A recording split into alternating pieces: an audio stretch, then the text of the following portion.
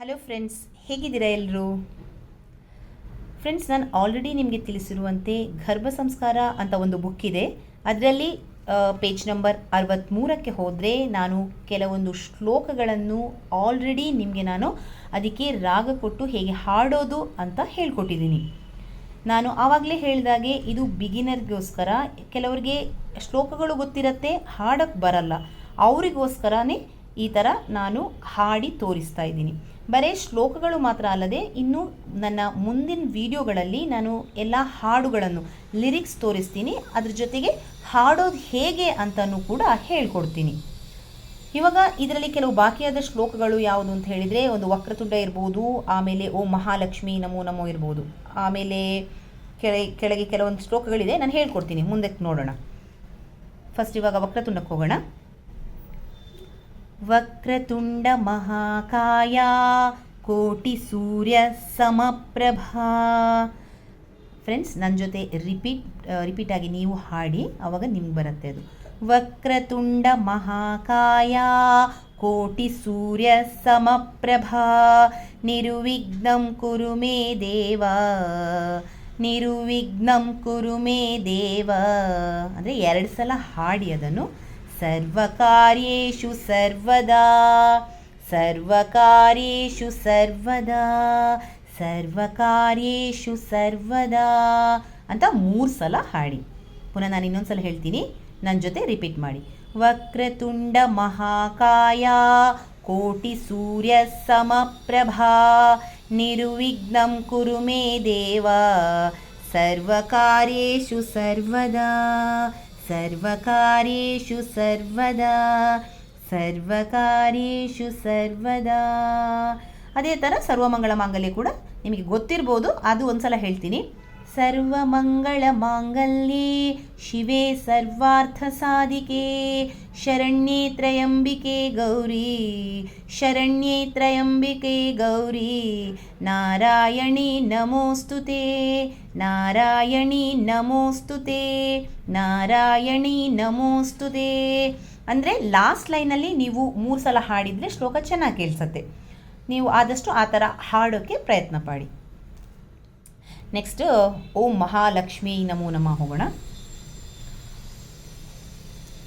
ಓಂ ಮಹಾಲಕ್ಷ್ಮಿ ನಮೋ ನಮಃ, ಓಂ ವಿಷ್ಣು ಪ್ರಿಯಾಯೇ ನಮೋ ನಮಃ, ಓಂ ಧನಪ್ರದಾಯೇ ನಮೋ ನಮಃ, ಓಂ ಧನಪ್ರದಾಯೇ ನಮೋ ನಮಃ, ಓಂ ವಿಶ್ವಜನನೇ ನಮೋ ನಮಃ, ಓಂ ವಿಶ್ವಜನನೈ ನಮೋ ನಮಃ, ಓಂ ವಿಶ್ವಜನನೈ ನಮೋ ನಮಃ. ಇನ್ನೊಂದ್ಸಲ ಕೇಳಿ. ಓಂ ಮಹಾಲಕ್ಷ್ಮೀ ನಮೋ ನಮಃ, ಓಂ ವಿಷ್ಣು ಪ್ರಿಯಾಯೈ ನಮೋ ನಮಃ, ಓಂ ಧನಪ್ರದಾಯೇ ನಮೋ ನಮಃ, ಓಂ ಧನಪ್ರದಾಯೇ ನಮೋ ನಮಃ, ಓಂ ವಿಶ್ವಜನನೈ ನಮೋ ನಮಃ, ಓಂ ವಿಶ್ವಜನನೈ ನಮೋ ನಮಃ, ಓಂ ವಿಶ್ವಜನನೈ ನಮೋ ನಮಃ.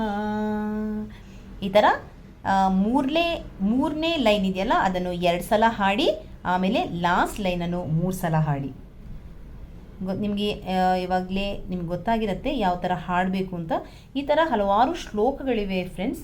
ಈ ಥರ ನೀವು ಈ ಶ್ಲೋಕಕ್ಕೆ ರಾಗ ಕೊಟ್ಟು ಚೆನ್ನಾಗಿ ಹಾಡಿದರೆ ಕೇಳುವವರಿಗೂ ಖುಷಿಯಾಗತ್ತೆ. ನಾನು ಆಲ್ರೆಡಿ ಹೇಳಿರೋ ಥರ ನಮಗೂ ಹೇಳೋಕ್ಕೆ ಖುಷಿಯಾಗತ್ತೆ.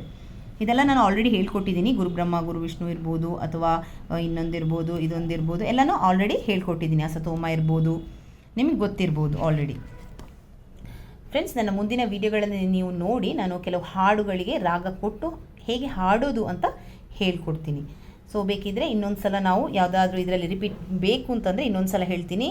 ಇದು ಲಾಸ್ಟ್ ಒನ್ ಬೇಕಾ? ಇದನ್ನು ಹೇಳ್ಕೊಡ್ಲಾ? ಓಕೆ.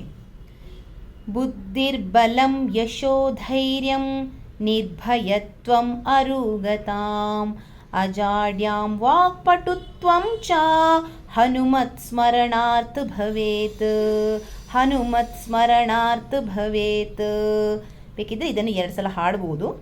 ಬುದ್ಧಿರ್ಬಲಂ ಯಶೋಧೈರ್ಯಂ ನಿರ್ಭಯತ್ವಂ ಅರುಗತಾಂ ಅಜಾಡ್ಯಾಂ ವಾಕ್ಪಟುತ್ವಂ ಚ ಹನುಮತ್ ಸ್ಮರಣಾರ್ಥ ಭವೇತ್, ಹನುಮತ್ ಸ್ಮರಣಾರ್ಥ ಭವೇತ್.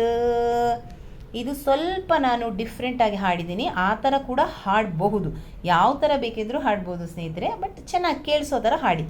ಇನ್ನೊಂದು ಸಲ ಹೇಳ್ತೇನೆ, ರಿಪೀಟ್ ಮಾಡ್ತೀನಿ.